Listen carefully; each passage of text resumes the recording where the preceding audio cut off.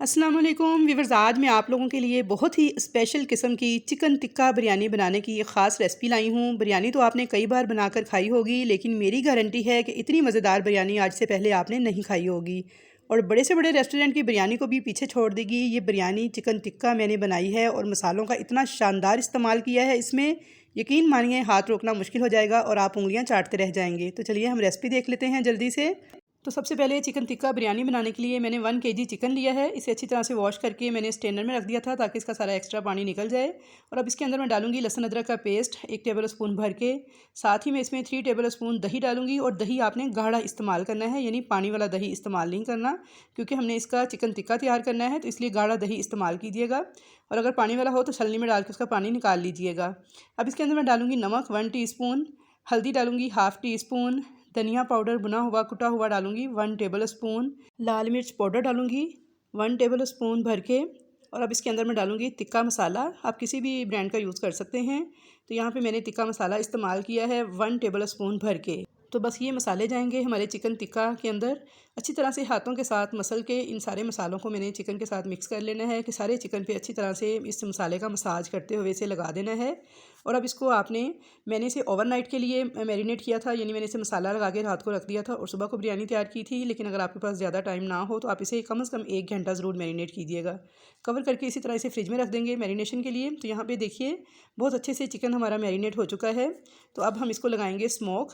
तो स्मोक लगाने के लिए इसके सेंटर में आप कोई कटोरी या फिर कोई चम्मच रख लीजिएगा और इसके ऊपर एक दहकता हुआ कोयला रख के थोड़ा सा इस पर ऑयल डाल के इसको कवर कर देंगे 15 मिनट के लिए। तो बहुत ही अच्छा सा स्मोकी सा फ्लेवर आएगा हमारे चिकन टिक्का के अंदर।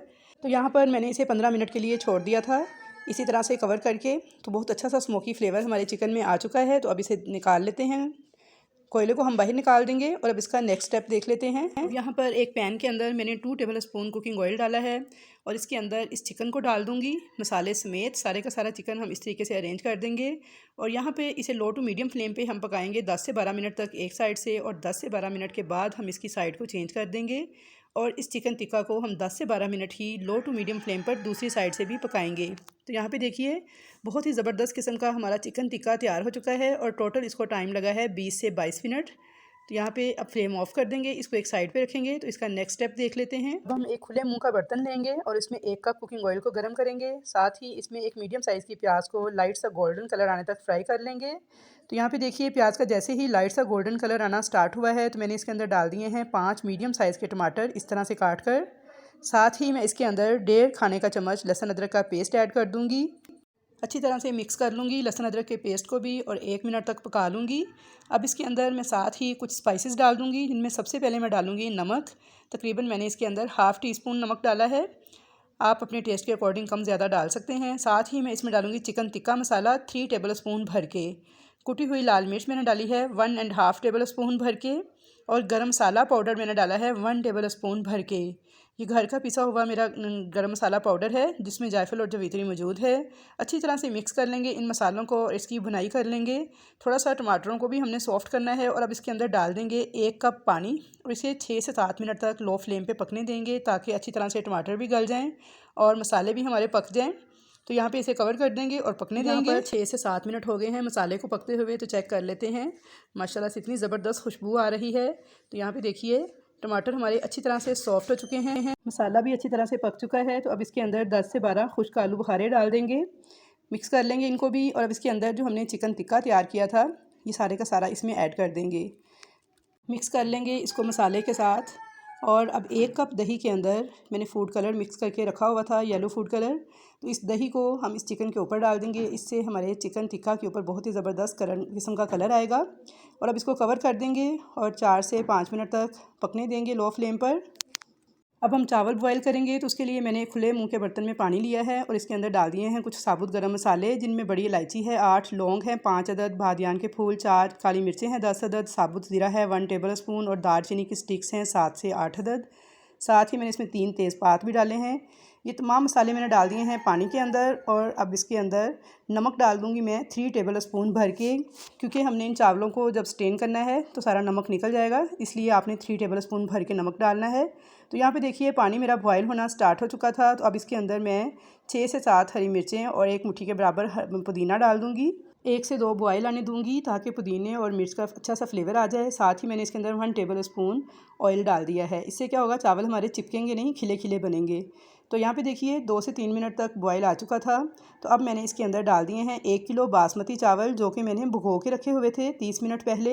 हाई फ्लेम पर मुझे इन चावलों को बॉयल करना है, एक कनी यानी कि 90% तक इन चावलों को हम बॉयल करेंगे और स्ट्रेनर में डाल के इनका सारा पानी निकाल देंगे।